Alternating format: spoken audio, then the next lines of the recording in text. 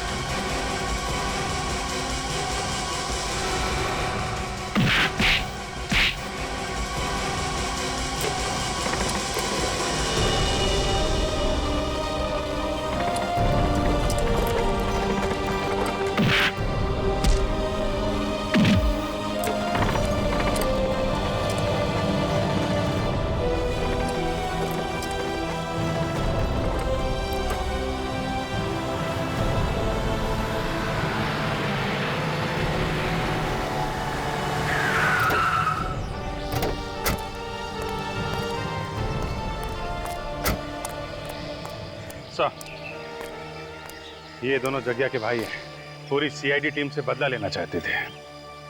CID वालों से बदला? कभी सपने में भी मत सोचना, समझे? हम जेल में बैठकर बदला लेना अपने भाई की मौत का। तुम दोनों को तो फांसी होगी, फांसी।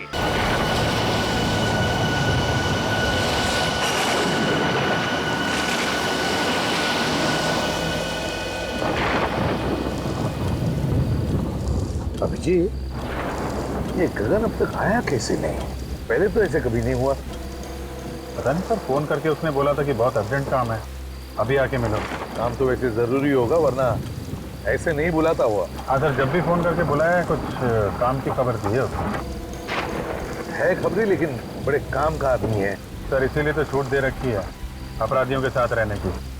नहीं अब तक तो जेल में होता। यहीं पे बुलाया है ना उसने? हाँ सर, यही जगह बताई थी। ज़्यादातर इसी जगह पे आके मिलता है हमसे।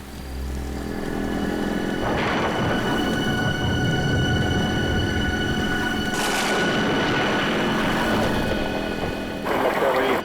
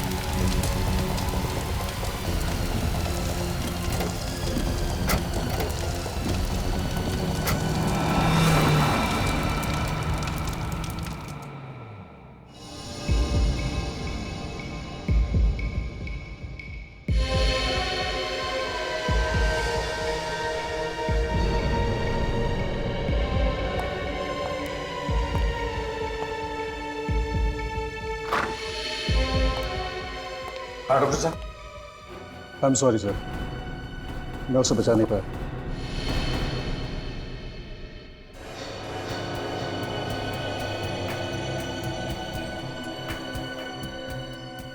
लेकिन डॉक्टर साहब, जब हम इसे यहां लेकर आए थे तब तो ये जिंदा था ना? नहीं सर, इसकी मौत पहले ही हो चुकी थी। हार्ट ने काम करना बंद कर दिया था। शरीर गर्म था, इसलिए हमने कोशिश की शायद बच जाए। सर हो सकता है बिजली कड़कने की वजह से हार्ट अटैक वगैरह आ गया। नहीं सर, एक्चुअली इसकी मौत की वजह कुछ और है। क्या? इसकी मौत की वजह कुछ और है? जी सर। क्या क्या वजह हो सकती है? अब ये तो ठीक है, कोई बात नहीं। अभिजीत, बॉडी को फोरेंसिक लैब लेकर चलते हैं। डॉक्टर साळुंखे ये बताएगा क्या हुआ है।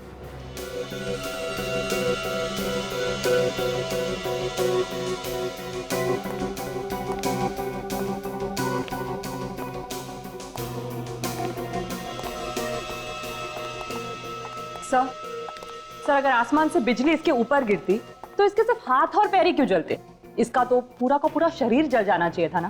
बिल्कुल तारिक, बड़े बड़े पेड़, बड़ी बड़ी बिल्डिंगें जल जाती हैं। इस आदमी का तो नामो निशान मिट जाना चाहिए था।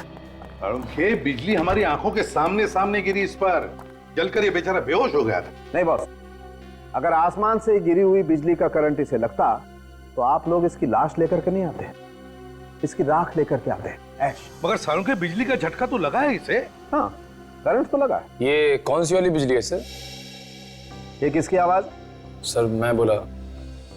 इनकी तारीख? सर सॉरी सर, मुझे पहले बता देना चाहिए था। ये निखिल है, इंस्पेक्टर निखिल, सीआईडी में नया है। ओ, नया इंस्पेक्टर है। तो ये लैब में पहले ही दिन इसके चेहरे पर मुस्कुराहट क्यों? और वो भी एसीपी प्रद्युमन के सामने। तुम्हें मालूम है, एसीपी प्रद्युमन के सामने अगर हंसना हो तो दीवार की तरफ मुंह करके सिर्फ 2 सेकंड के लिए हंस सकते हो, सिर्फ। अरे सीख जाएगा साळुंखे साहब, सीख जाएगा। क्या भाई, तुम्हें मालूम नहीं था? नहीं सर, सॉरी सर। क्या सॉरी सर? साळुंखे साहब के सामने हमारी नाक कटा दिया। सर मैं तो बस।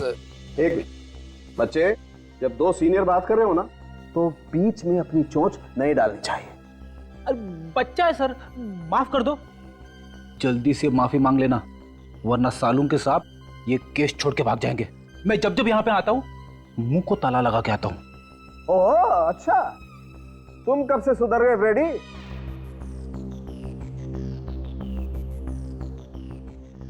सॉरी सर, आगे से गलती नहीं होगी। हाँ तो साळुंखे, हाँ तो मैं ये बता रहा था बॉस कि जिस तरीके से इसके हाथ और पैर जले हुए हैं उससे लगता है कि इसे 250 वोल्ट की बिजली का करंट लगा है। मगर साळुंखे, करंट लगा तो लगा कैसे? वहां पर तो कोई तार या कोई केबल भी टूटा हुआ नहीं था, बस सिर्फ एक बिजली का खंभा था। बस इसके हाथ और पैर देखने से पता चलता है कि इसने किसी ऐसी चीज को पकड़ा था जिससे वो करंट इसके शरीर में आ गया और इसके हाथ पैर जल गए। साळुंखे साहब, इसने हमारे सामने बाइक पोल पे लगाई, उसी समय बिजली कड़की और फिर हमने देखा ये जलने लगा, और इसकी बाइक भी। उस पोल में करंट होगा अभिजीत, तभी तो जैसे ही बाइक पोल से चिपकी उस पे करंट आ गया। मगर सर, बाइक का टायर कैसे जल सकता है? टायर तो रबर का बना होता है और रबर में तो करंट पास नहीं होता। ये तुमसे किसने कहा है? देखो, अगर हाई वोल्टेज करंट हो और अर्थिंग मिल जाए तो बॉस रबर के टायर में भी करंट पास हो सकता है। और वैसे भी अलग अलग किस्म के रबर होते हैं, है ना सालुंके के, जैसे स्टील बेल्ट रबर या कार्बन रबर। एग्जैक्टली। और कई बार तो ऐसा होता है कि हाई वोल्टेज करंट की वजह से इन रबर में आग भी लग सकती है। और देखो, टायर में तो स्टील के वायर भी होते हैं, तो हो सकता है स्टील के वायर के थ्रू करंट पास हो गया। अब ये तो एक बार फिर से उस बिजली के खंबे के पास जाकर के छानबीन करनी होगी। इलेक्ट्रिक सप्लाई डिपार्टमेंट के लोगों को भी वहां बुला लो।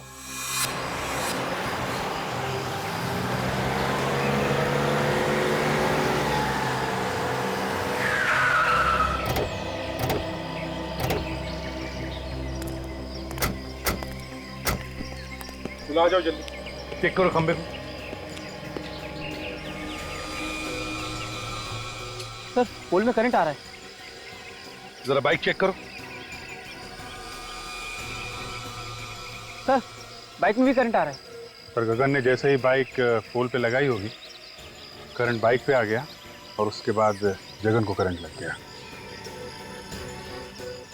जरा ये जंक्शन बॉक्स खोल कर देखो।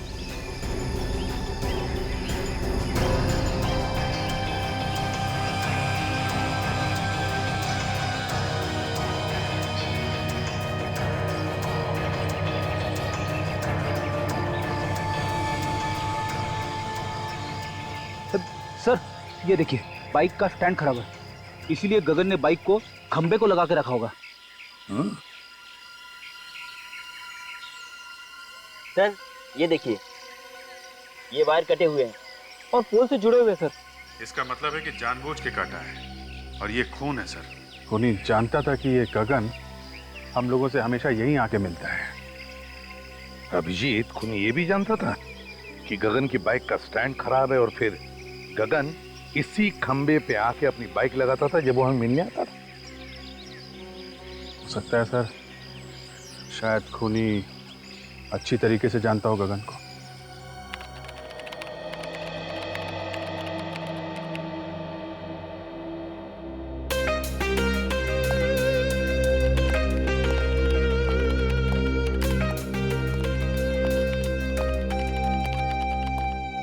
Hello sir.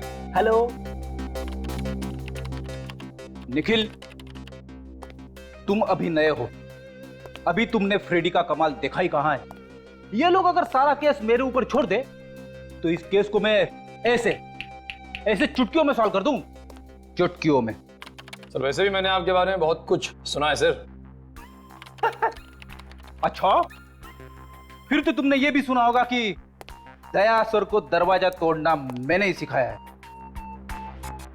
अरे देखते क्या हो, मैं झूठ नहीं बोल रहा हूं। तो कभी कभी मैं थक जाता हूं तो उन्हें कह देता हूं दरवाजा तोड़ने के लिए, तो वरना दया सर तो। सर, दया सर के बारे में आप ऐसी बातें मत करिए। क्यों भाई, दया सर को क्या पर लगे हैं? देखिए, वो मेरे गुरु हैं और मैं उनके खिलाफ एक भी शब्द नहीं सुन सकता इस तरह के। अरे मैं तो मजाक कर रहा था। एक्चुअली मैं ये कहना चाहता था कि कभी कभी मैं भी दया सर की मदद करता हूँ दरवाजा तोड़ने के लिए।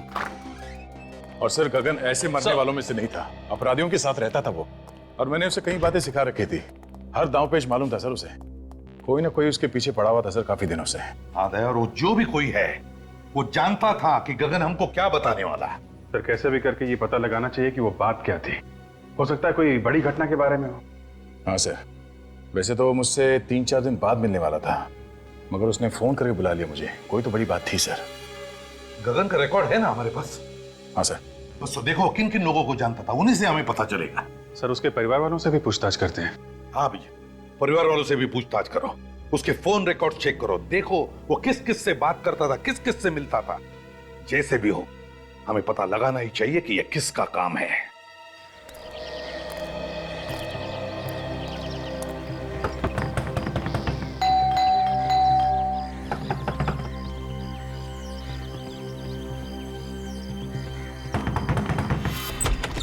क्या है? हाथों में चींटियां हैं क्या? काहे को बार-बार दरवाजा खटखटा रहे हो? वो गगन यहीं पे रहता है ना? हाँ, यही रहता है, लेकिन घर पर नहीं है वो। खाली पीली नींद खराब कर देते हैं। कितनी बार समझाया उसे कि कस्टमर घर पे मत बुलाया कर, मत बुलाया कर। देखिए, हम लोग कस्टमर नहीं है, हम लोग सीआईडी से। सीआईडी? साहब आइए ना, आइए साहब।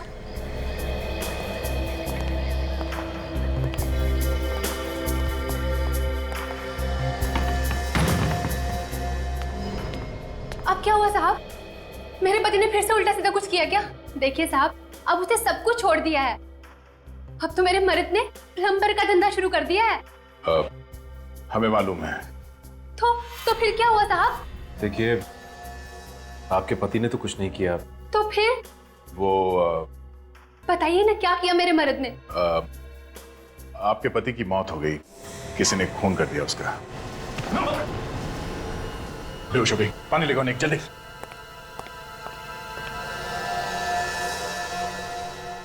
सदमा बर्दाश्त नहीं कर पाई बेचारी।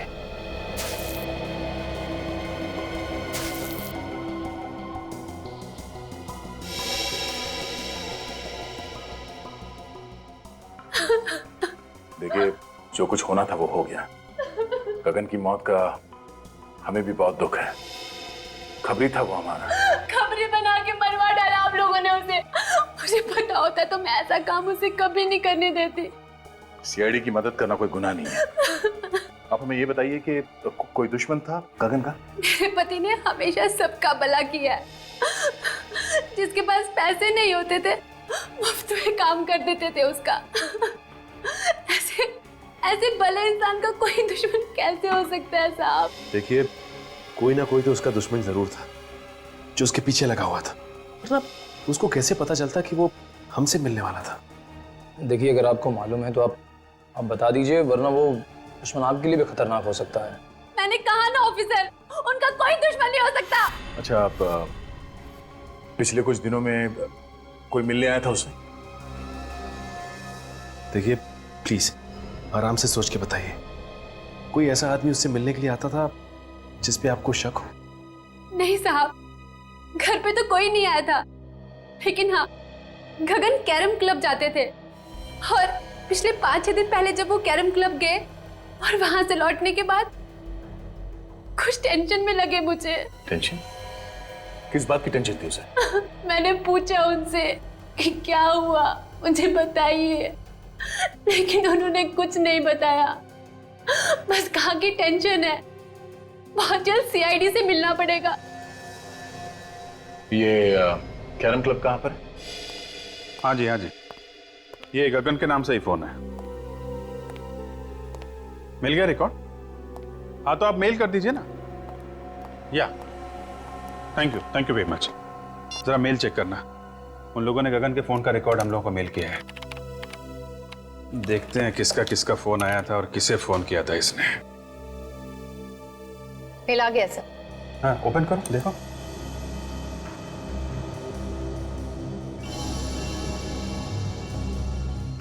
ये नंबर तो, ये देखा, कई बार फोन आया इस नंबर से। हाँ सर, 20 बार आया है। 20 बार? हाँ दया, क्या खबर? क्या बोला गगन की बीवी ने? अच्छा, 6 दिन पहले कैरम क्लब से आया तो टेंशन में था। ओके, हाँ, फोन रिकॉर्ड चेक कर लेता हूं। नहीं, वो मंगा लिया मैंने। या ओके। 6 दिन पहले इसे फोन आया था, उसके बाद से काफी टेंशन में था। 6 दिन पहले किसका फोन आया था? ये तो वही नंबर है जहां से 20 बार फोन आया था। जरा पता करो किसका नंबर है।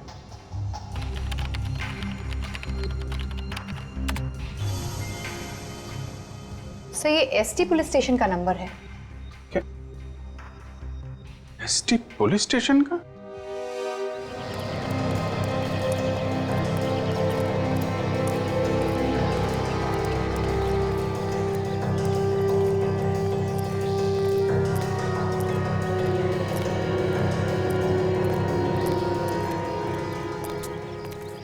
भाई, अरे रामू, बता था आप लोगों को, लोग यहाँ खेलने के लिए नहीं आए।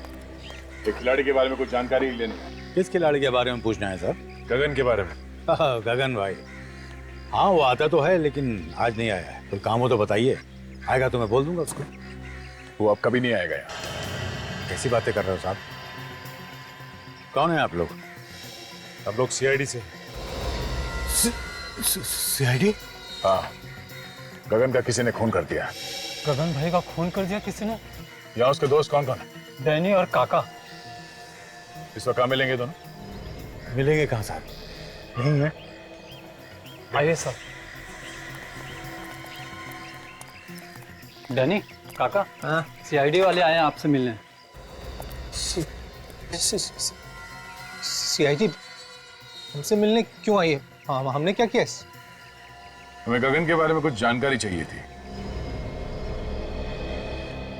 सर, से जो पूछ रहे हैं साहब, उसी से पूछो ना। जा गगन को उसके घर से बुला के ला। किसी को कहीं जाने की जरूरत नहीं है। जो कुछ पूछा जाए उसका साफ साफ जवाब दो, बस। अच्छा ये बताओ कि तुम दोनों गगन के अच्छे दोस्त हो ना? जी हाँ। गगन अभी कहाँ है मालूम है? नहीं सर। देखो, कल रात किसी ने गगन का खून कर दिया। खून? गगन का? किसने किया सर? 6 दिन पहले गगन तुम लोगों के साथ यहाँ पे आया था। 6 दिन पहले? हाँ, 6 दिन पहले वो हम लोगों के साथ यहाँ पे आया, लेकिन हम लोगों के साथ यहाँ से गया नहीं था। तो फिर किसके साथ गया? अपने किसी और दोस्त से मिलने के लिए बोल रहा था वो। ये तुम दोनों के अलावा उसका नया दोस्त कौन आ गया? साहब, तो हम लोगों के अलावा कौन सा नया दोस्त है हमें तो नहीं मालूम, पर हाँ, हम लोगों के चले जाने के बाद वो काफी देर तक यहीं बैठा था। उसके बाद सर उससे कौन मिला, क्या हुआ, कुछ नहीं पता सर। अच्छा ये बताओ कि तुमने यहाँ पे गगन से मिलते हुए किसी को देखा क्या? आप मिलते हुए नहीं देखा मैंने भी, काफी देर तक बैठा रहा यहाँ पर। अच्छा, उसका यहाँ पे किसी के साथ झगड़ा था? हाँ सर, था। जीतू और गगन में आपस में नहीं बनती थी। 36 का आंकड़ा था साहब। जीतू कौन है? सर, हमने उसका नाम तो सुना है सर, लेकिन हम जानते नहीं कि कौन है वो। मैं जानता हूँ सर जीतू को, कई बार मेरे सामने झगड़ा हुआ है उन दोनों का। जीतू ने धमकी भी दी थी जान से मारने की गगन को। सर कहीं जीतू ने तो नहीं?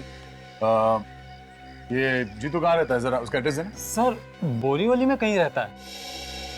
सर आप लोग यहाँ क्या हो? सर गगन नाम के आदमी को जानते हो? गगन? हाँ, ये उसकी फोटो है। नहीं सर, इस आदमी को मैंने पहले कभी नहीं देखा। इस गगन को यहाँ से, इस पुलिस स्टेशन से कई बार फोन किए गए हैं। यहाँ से? हाँ। आप में से किसी ने गगन नाम के किसी आदमी को फोन किया था? नहीं सर। गगन के फोन रिकॉर्ड में यहाँ का फोन नंबर है। फोन तो यहीं से किया गया है। पता नहीं सर। सर याद कीजिए, कोई बाहर का आदमी हो सकता है। यहाँ तो बहुत लोग आते जाते हैं। जी नहीं सर, बाहर का कोई भी आदमी फोन को हाथ नहीं लगा सकता। फिर तो कोई यहीं का आदमी है जो खूनी के साथ मिला हुआ है। अगर तुम में से किसी ने गगन को कॉल किया है या उसके बारे में कुछ भी जानते हो तो मुझे बता दो, अभी भी वक्त है। नहीं सर, हमने नहीं किया। नहीं सर, मैंने फोन नहीं किया। तुम जा सकते हो। सर ये तीनों नहीं बढ़ते हैं, मुझे उन्हीं पर शक था। कोई बात नहीं, अगर कुछ पता चले तो हमें बता देना। Okay sir. तो बिना फोन किए तो नंबर आएगा नहीं, और ये लोग कह रहे हैं फोन नहीं किया। अभिजीत, फोन यहीं से किया गया है, अब किसने और कैसे वही देखना है।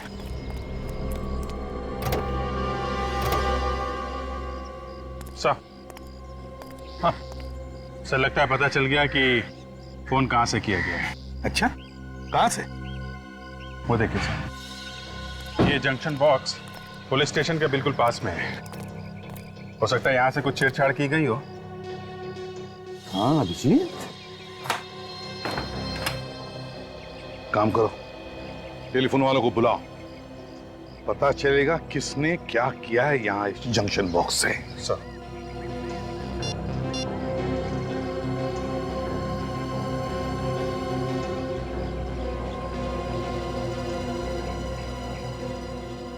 इस एरिया के सारी टेलीफोन लाइंस इसी जंक्शन बॉक्स में जुड़ी हुई हैं?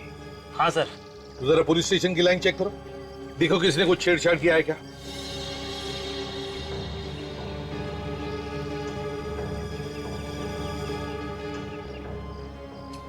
ये देखिए सर, ये तार टूटा हुआ है।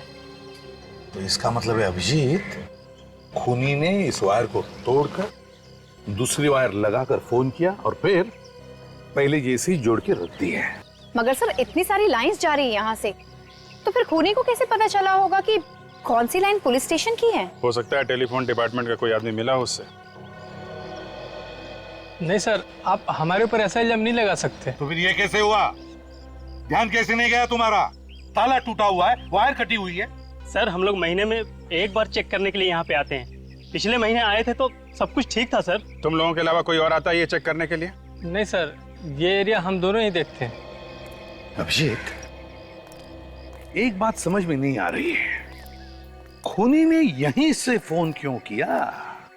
शहर में इतने सारे पीसीओज है, जंक्शन बॉक्सेस है, यहीं से क्यों? सर हो सकता है खूनी इसी एरिया का हो, आसपास का रहने वाला। इस एरिया में तो जीतू भी रहता है जो गगन को जानता है। कहीं उसी ने तो फोन नहीं किया? काजल, ये जीतू गगन को सिर्फ जानता नहीं है, बल्कि उसने उसे जान से मारने की धमकी भी दी है। जान से मारने की। जीतू से मिलना पड़ेगा अभिजीत।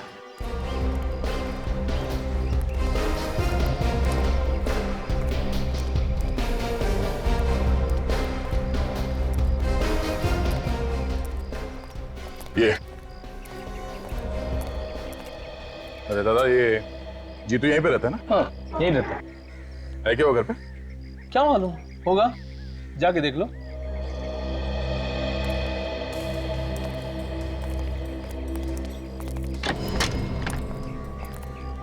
जीतू। हाँ क्या हुआ? बस तुझसे मिलने चले आए। आप लोग हैं कौन? तेरे दूर के रिश्तेदार हैं, तुझे साथ ले जाने आए हैं। अरे भाई साफ साफ बताओ, कौन हो तुम लोग? सीआईडी। सीआईडी? हाँ। गगन का खून क्यों किया तुमने? क्या गगन का खून हो गया? अब ये एक्टिंग वैक्टिंग खत्म हो गई हो तो आगे बढ़े। हाँ, क्यों मारा गगन को? सर मैं गगन को क्यों मारूंगा? मेरी उससे क्या दुश्मनी है? तेरा झगड़ा हुआ था ना उसके साथ कैरम क्लब में। सर जब मैं किसी कैरम क्लब गया ही नहीं तो झगड़े का तो सवाल ही नहीं उठता ना। ये गगन जहाँ पे रहता है उसके घर के पास में नुक्कड़ पे एक कैरम क्लब है। कुछ याद आया तुम्हें? नुक्कड़ पे कैरम क्लब?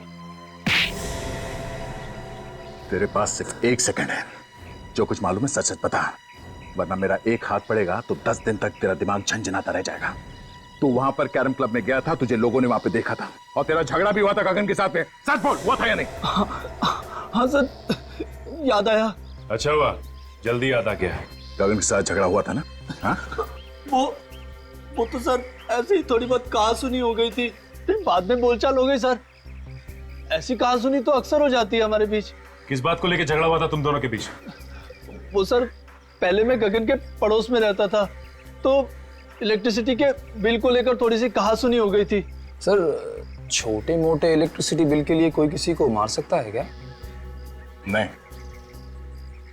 पर इसने तो गगन का खून कर दिया। नहीं सर, मैंने गगन को नहीं मारा सर, मैं सच कह रहा हूँ सर। अगर कोई ये कह दे कि मैंने गगन का खून किया है तो सर आप जो मर्जी सजा दीजिएगा सर। सचिन! सर आप ठीक है ना? किसने गोली मारी? गोली लगी तुम्हें? सर वो रहा सर।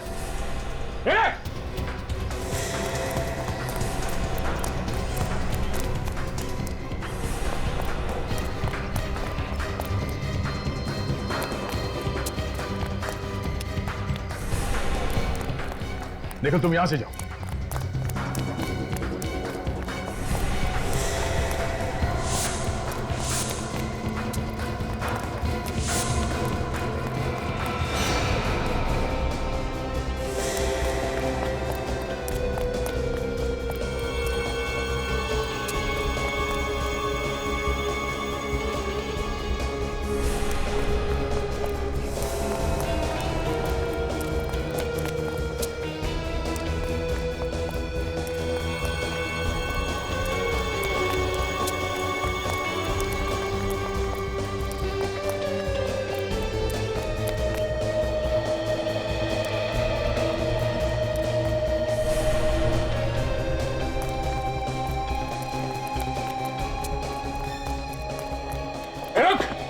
रुक जा।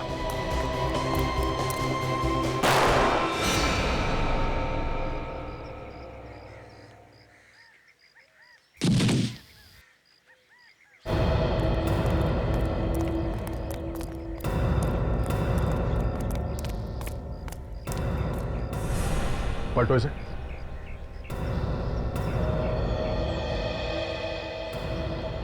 सर इसके तो सीने में गोली लगी।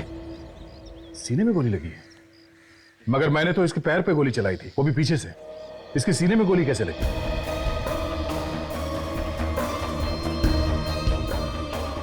हाँ सर, अगर पीछे से गोली लगी होती तो इसकी पीठ में कहीं कोई निशान होता, लेकिन पीठ में कोई भी निशान नहीं। सचिन, किसी ने सामने से गोली चलाई है। देखो आसपास कोई छुप के बैठा है क्या? जल्दी।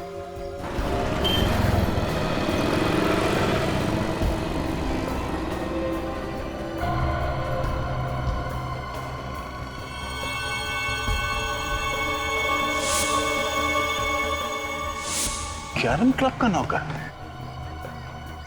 कैरम क्लब का नौकर जीतू को क्यों मारना चाहता था? जीतू, गगन और नौकर, 3 लोग। तीनों में से जीतू और गगन के बीच में झगड़ा हुआ, जिसमें गगन मारा गया। फिर नौकर ने जीतू को मारने की कोशिश की और खुद मर गया। लेकिन समझ में नहीं आ रहा कि इन 3 लोगों में चक्कर क्या है। सर, ऐसा लगता है इनके पीछे कोई चौथा आदमी भी है, जिसने नौकर से जीतू पे हमला करवाया। मगर नौकर फेल हो गया तो पकड़े जाने के डर से उसने नौकर को भी मार दिया। मगर सर, उसे पता कैसे चला कि हम लोग जीतू के घर जाने वाले हैं? वही तो या ये जो भी आदमी है जो ये सब करवा रहा है, वही हमारे हर कदम पे नजर रखे हुए है। और वो जानता है कि जीतू उसके बारे में सब कुछ जानता है, और इसीलिए उसने उसे मारने की कोशिश भी की। सर, अगर जीतू को मालूम होता तो हमें बता देता। काफी डरा हुआ था सर वो। सर एक बात समझ में नहीं आई, किस नौकर ने जीतू पर हमला हम लोगों के सामने ही क्यों किया? हमारे वहां पहुंचने से पहले और वहां से निकलने के बाद भी तो कर सकता था।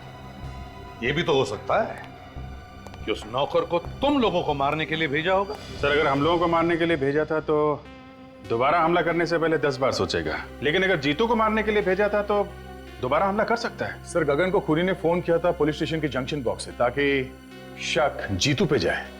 एक काम करो, ये नौकर जहां पर नौकरी करता था उस कैरम क्लब के मालिक को जाकर के मिलो और जरा प्यार से पूछो उससे, पता लगाओ कौन कौन मिलने आता था उस नौकर को।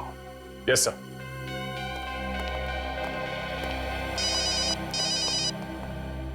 हेलो, क्या?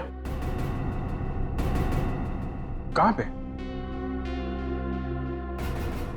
कसम साहब, वाकई मुझे उसकी करतूतों के बारे में कुछ नहीं मालूम था। जब तुम्हारा नौकर यहाँ पे 24 घंटे पड़े रहता था तो मालूम कैसे नहीं? नहीं साहब, 24 घंटे तो नहीं रहता था, कभी कभी बाहर घूमने फिरने भी तो जाता था। उससे मिलने के लिए कौन कौन आता था यहाँ पे? साहब, मिलने तो बहुत से लोग आते थे, लेकिन ज्यादातर गुंडे टाइप के लोग होते थे। ओह, तो गलत कामों में पड़ा हुआ था, इसीलिए उसका खून हो गया। कल कोई आया था उससे मिलने के लिए यहाँ पे? सब मिलने तो कोई नहीं आया था। हाँ, एक फोन जरूर आया था साहब, मैंने उसे बात करते हुए सुना था। क्या बात कर रहा था वो फोन पे? साहब, वो किसी मुर्दा घर के बारे में बात कर रहा था। मुर्दा घर के बारे में बात कर रहा था? एक कैरम क्लब में काम करने वाला आदमी मुर्दा घर के बारे में क्यों बात करेगा? और क्या सुना तुमने? सब सुना तो मैंने कुछ नहीं। उसके बाद वो फौरन मेरे पास आया और कहने लगा कि उसके किसी रिश्तेदार का एक्सीडेंट हो गया, उसे अभी का अभी जाना है। कितने बजे थे उस वक्त? साहब, करीब दोपहर के 2 बजे की। दोपहर के 2 बजे? यहाँ आसपास के एरिया में जितने मुर्दा घर हैं उन सब में जाके इस नौकर का फोटो दिखा दिखा के पूछते हैं, कोई ना कोई सुराग जरूर मिलेगा। चलो।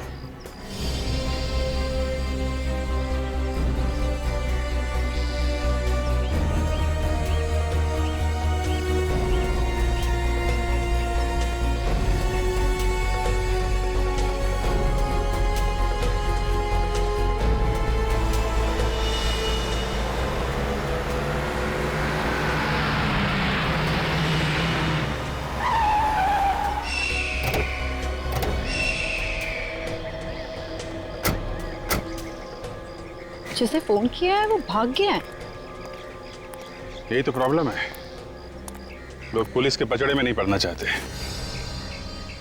सर, एक्सीडेंट का केस लगता है। लेकिन इस सड़क इतनी दूर है काजल, और यहाँ आसपास टायर का कोई निशान भी नहीं दिख रहा है। लगता तो नहीं है एक्सीडेंट है। तो सर, ये लाश यहाँ लाकर डाली गई है? हो सकता है। बॉडी को अच्छी तरीके से चेक करते हैं, देखते हैं मौत की वजह क्या है।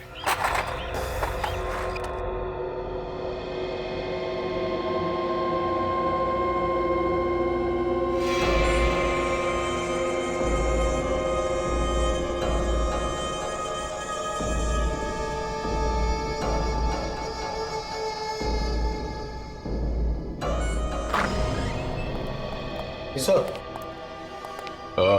तुम यहाँ के इंचार्ज हो? जी, मैं यहाँ की देखभाल करता हूँ। पर आप लोग? हम लोग सीआईडी से। आप लोगों को भी पता चल गया उस लाश के बारे में? लाश के बारे में? हाँ, आप उसी लाश के बारे में पूछताछ करने आए ना जो चोरी हो गई? चोरी हो गई थी? हाँ, चोरी हो गई थी, उसी के बारे में। साहब मेरा विश्वास करो साहब, मुझे पता नहीं साहब वो अचानक लाश कैसे गायब हो गई। लोग झूठ बोल रहे हैं साहब कि लाश मैंने चुराई है। मैं लाश क्यों चुराऊंगा साहब? तो फिर किसने चुराई लाश? मुझे पता नहीं साहब। पता नहीं मतलब? इस जगह की देखभाल तुम ही करते हो ना, तो तुम्हें कैसे नहीं पता? सर कोई इसको बेहोश करके लाश को चुरा कर ले गया।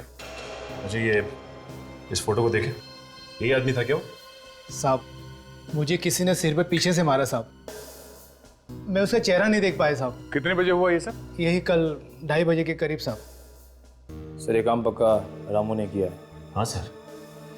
सर ये कैरम क्लब का मालिक बता रहा था कि रामू वहाँ से 2 बजे निकला और ये जगह वहाँ से 20-25 मिनट की दूरी पे है। पर रामू ये लाश चुराएगा क्यों? करेगा क्या उस लाश का? वैसे वो लाश थी किसकी? सभी एक एक्सीडेंटल केस था तो इसकी शिनाख्त नहीं हो पाई थी। लाश की फोटो तो खींची होगी? हाँ साहब, फोटो है हमारे रिकॉर्ड में। ठीक है, फोटो लेके आओ। जी।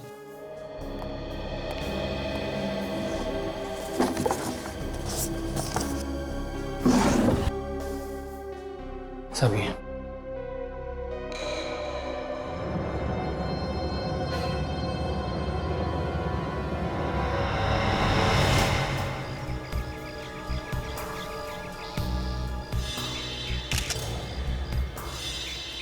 तो ये एक्सीडेंट का ही केस, लेकिन ये एक्सीडेंट यहाँ नहीं हुआ है काजल। ये कैसे पता चला सर? एक तो ये लाश काफी दिन पुरानी है, दूसरा अगर एक्सीडेंट यहाँ पे हुआ होता तो यहाँ जमीन पे भी आसपास खून पड़ा होता, लेकिन जमीन पे कहीं भी खून नहीं है। खून सिर्फ इस बॉडी के ऊपर है और इसके चेहरे पे, और कहीं भी खून नहीं। ये क्या है?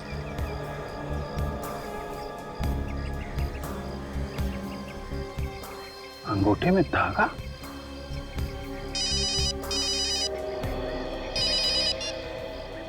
हाँ सचिन बोलो। क्या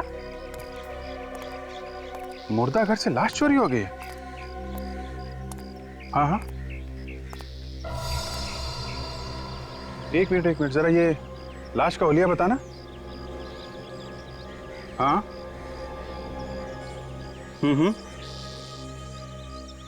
यार, जैसा हुलिया तुम बता रहे हो वैसी लाश हमारे सामने पड़ी हुई है और इसके पैर पे धागा बंधा हुआ है, वो जो मुर्दा घर में बांधते हैं ना पैर पे नंबरिंग के लिए, वैसा ही। हाँ, एक्सीडेंट की लाश है। ओह, ऐसा लगता है ये किसी की चाल है। लाश यहाँ पे लाके डाल दी और हम लोगों को फोन करके बुला लिया।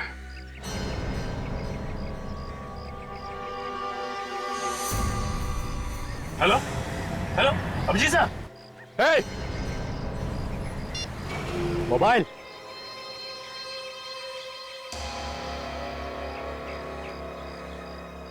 तुमने ठीक पहचाना ऑफिसर, ये हम लोगों की चाल थी जो काम कर गई। मगर मैंने इससे पहले कभी नहीं सोचा था कि सीआईडी वाले इतने बेवकूफ होंगे जो इतनी आसानी से चाल में फंस जाएंगे। फोन कट गया तो फिर से लगाओ ना, फिर से ट्राई करो, नेटवर्क का कुछ प्रॉब्लम हो सकता है। सर अब तो नंबर स्विच ऑफ आ रहा है। मोबाइल स्विच ऑफ है? सीआईडी वालों के कान में खुजली करेगा, मालूम है अंजाम क्या होगा? अंजाम छोड़, और तू ज्यादा से ज्यादा करेगा क्या? गुदगुदी करेगा, चट कर लेगा। मजा आता है। जब कीदड़ की मौत आती है तो वो शहर की तरफ भागता है। तुम लोगों ने अपनी मौत को दावत दे दी है। सर काजल का फोन भी बंद आ रहा है क्या? दोनों का फोन एक साथ बंद है?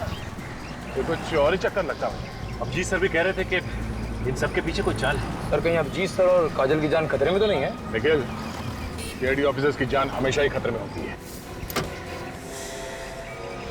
हिलना नहीं ऑफिसर, वरना गोली चल जाएगी। ना